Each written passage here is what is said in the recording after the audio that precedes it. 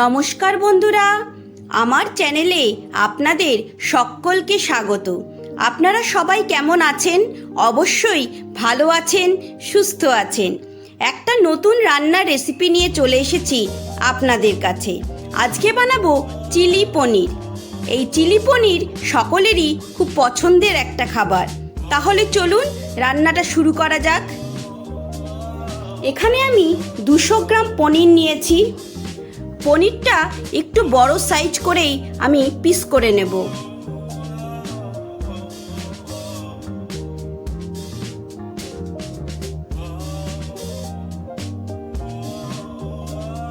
দেখুন, বেশ বড় বড় সাইজ করে পনিরটা আমি পিস করে নিয়েছি।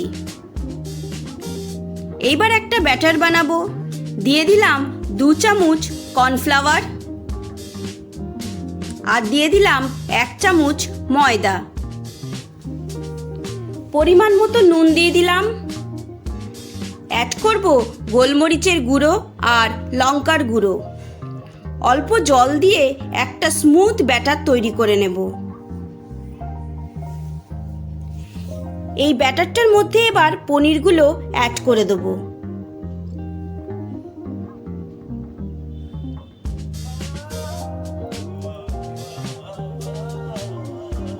এইবার ভালো করে মাখিয়ে নেব।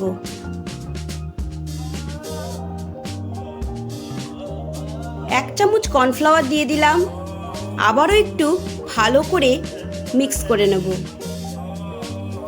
4 চামচ মতো সাদা তেল দিয়ে দিয়েছি। এবার একে একে পনিরগুলো দিয়ে ফ্রাই করব। 1 পিঠ ফ্রাই করা হয়ে গেছে।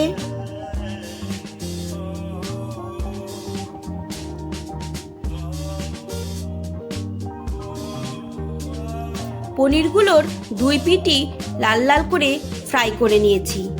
এইবার পনিরগুলো আমি তুলে নেব।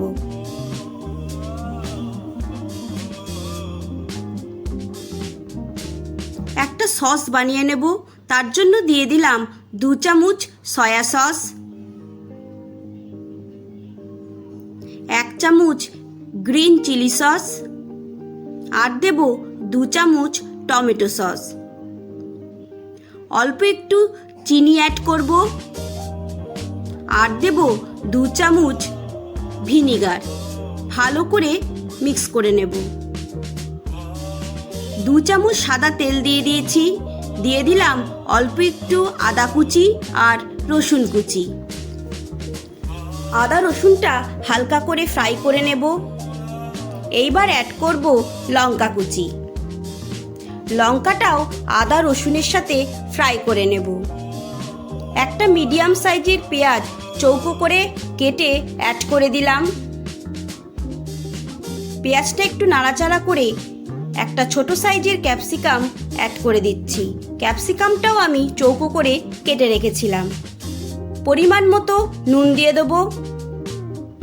এবার ক্যাপসিকাম পেঁয়াজ হালকা করে ফ্রাই করব। অ্যাড করে দেব একটা ছোট সাইজের টমেটো।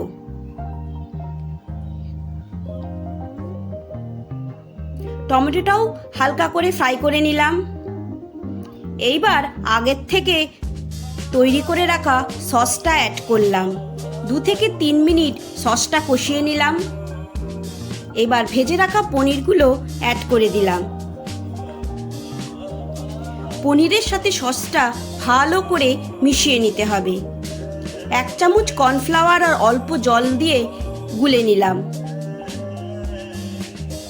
এইবার কর্নফ্লাওয়ার গোলা জলটা অ্যাড করে দিলাম।